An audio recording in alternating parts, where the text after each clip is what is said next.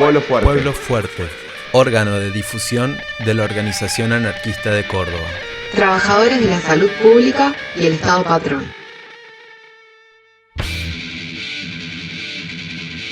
Desde el avance de la pandemia del COVID-19 a nivel mundial el año pasado, se puso de manifiesto la importancia de la salud pública para hacer frente a la crisis sanitaria. Hoy el sector público sigue en el centro de la escena, garantizando el proceso de testeos y vacunación, atendiendo la enorme demanda de camas y atención de la denominada segunda ola, en condiciones de extrema precariedad, salarios de miseria, sin insumos ni infraestructura.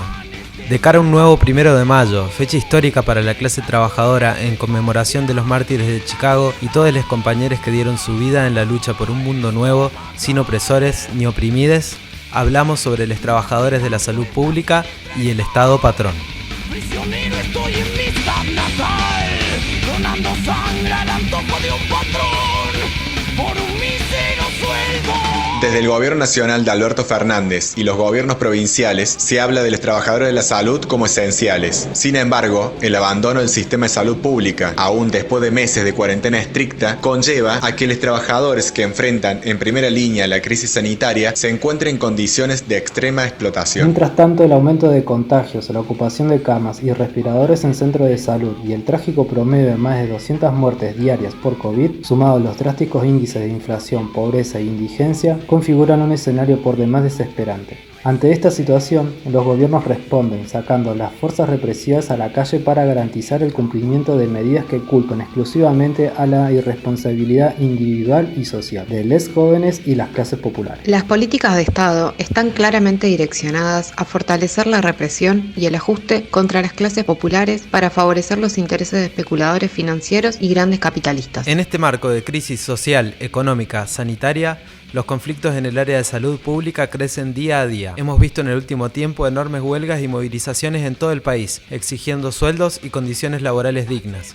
Es paradigmático el ejemplo de los trabajadores de la salud autoconvocados en Neuquén, que están dando una enorme lucha por aumento salarial y condiciones laborales, mediante huelgas masivas y cortes de ruta, ante la pasividad de las conducciones sindicales. En Córdoba particularmente, el gobierno provincial de Schiaretti y el municipal de La Ariora han profundizado la crisis estructural histórica del sistema de salud pública. Los despidos mediante telegramas virtuales, los contratos precarios, trabajadores informales y condiciones de explotación laboral provocaron la realización de asambleas masivas en el Hospital de Niños, Hospital Misericordia, entre otros. Tras paros y huelgas votadas en asambleas en los lugares de trabajo, se logró la reincorporación de algunos trabajadores. La desidia de los gobiernos frente a la crisis sanitaria no solo afecta a las áreas que atienden directamente los casos de COVID-19 y patologías asociadas. Particularmente las áreas de cuidado y de salud mental, que ocupan un rol de contención fundamental en una sociedad marcada por la violencia de clase y género, nunca pareció ser una prioridad para los gobiernos de turno. Las trabajadoras de SENAF y distintas dependencias provinciales y municipales son quienes contienen a los pibes de nuestras barriadas, que sufren las violencias diarias de la pobreza, el hambre, la policía y las adicciones, junto con las trabajadoras del pueblo de la mujer, que son quienes abordan en primera línea los casos de violencia patriarcal hacia las mujeres lesbianas, travestis, trans, también principalmente de las barriadas más pobres. Estos sectores vienen enfrentando hostigamientos laborales y sindicales de todo tipo, al organizarse contra los contratos basura, las irregularidades administrativas, la falta de presupuesto y por salarios dignos. En estas áreas, el trabajo con personas en situación de vulnerabilidad durante la pandemia se volvió muchísimo más complejo y necesario, al profundizarse la crisis económica y social, y con ello la violencia patriarcal y de clase.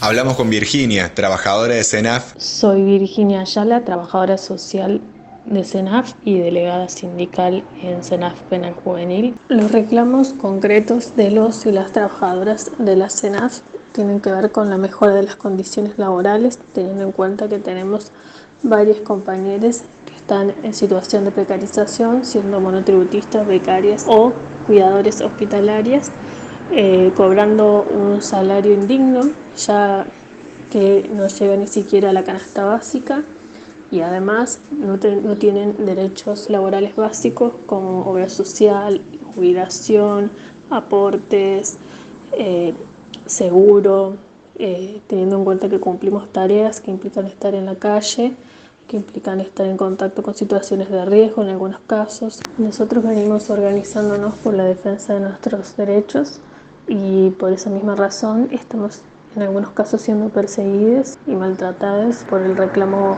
justo de las mejores condiciones laborales, el reclamo justo del mayor presupuesto para las niñeces, infancias y juventudes.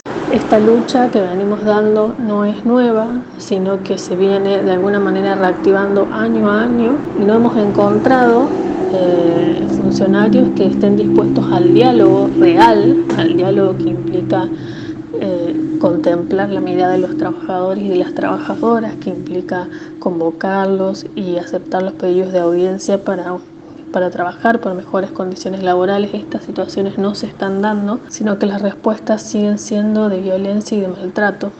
Y Lidia, trabajadora del área de salud mental de la Municipalidad de Córdoba. Bueno, yo estoy haciendo una residencia en salud, específicamente en salud mental infanto-juvenil, en el centro de salud ubicado en zona sur, en barrio Santa Isabel II. Es un dispensario que responde a una gestión municipal y el equipo de atención comunitaria de salud mental responde a la provincia. En nuestro caso, empezamos a organizarnos y reunirnos de nuevo con el colectivo de residentes.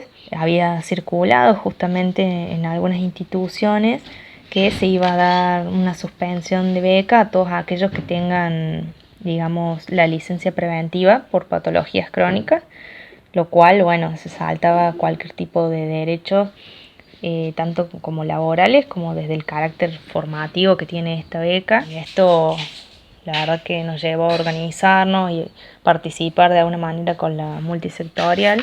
La multisectorial de salud participan distintas agrupaciones sindicales que son los que vienen pechando más los reclamos. Se venía solicitando esto de la recomposición salarial, que no sean, digamos, en negro o no remuneradas, sino porque se vienen dando bonos, tanto a nivel provincial como nacional, pero quedan bonos, digamos.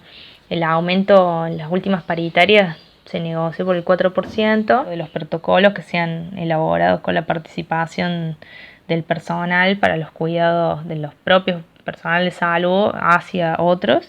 La verdad que es bastante compleja la situación, pero que esto visibiliza lo que ya se venía mostrando durante años, porque por ejemplo en nuestro caso la residencia ha tenido ajustes y recortes desde hace 2 años, siendo cada vez menos residentes, con bastante precarización. Hay una política que prevalece, que sigue siendo la de año tras año, del ajuste, de la precarización laboral, del maltrato, acentuando en un hostigamiento y una responsabilidad a todo el profesional de salud sobre todos sus actos. No se abren concursos, o no se toma personal.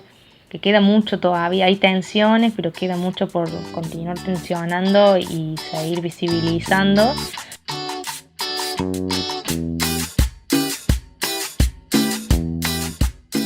A lo largo de la historia, las luchas populares han logrado que la salud, al igual que la educación, sean considerados derechos humanos fundamentales, lo que implicó que los gobiernos incorporaran la gestión de la salud y la educación pública al aparato estatal, que como ya sabemos, existe históricamente para garantizar la opresión capitalista, patriarcal y colonial sobre las clases oprimidas. En este sentido, es necesario diferenciar al Estado como aparato de dominación de lo público. Entendemos lo público como el espacio de relaciones y actividades que son indispensables para la supervivencia y la convivencia en sociedad. En el espacio de lo público se establecen lazos de cooperación y solidaridad para resolver las distintas problemáticas que afectan la vida en sociedad. A su vez, en el espacio de lo público se expresan las distintas disputas y conflictos entre la clase dominante y las clases oprimidas. Por su naturaleza totalizante, el Estado busca mediante sus mecanismos la hegemonía y el control de lo público. Lo que supone esta contradicción es que el Estado deviene también como patrón de los trabajadores de las áreas públicas, con la responsabilidad concreta de los gobiernos de turno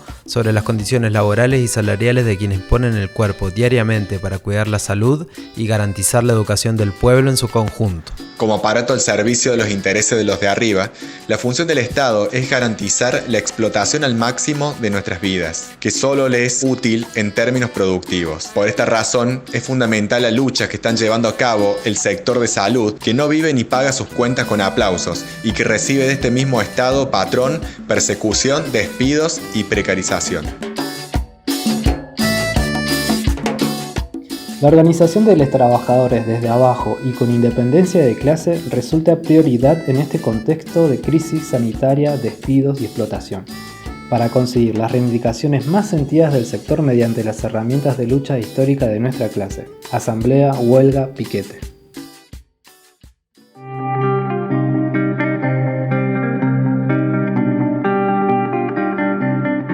Pero no solo se trata de una apuesta coyuntural, sino en una perspectiva a largo plazo para recuperar los sindicatos, herramientas organizativas y de lucha de la clase trabajadora, hoy burocratizados.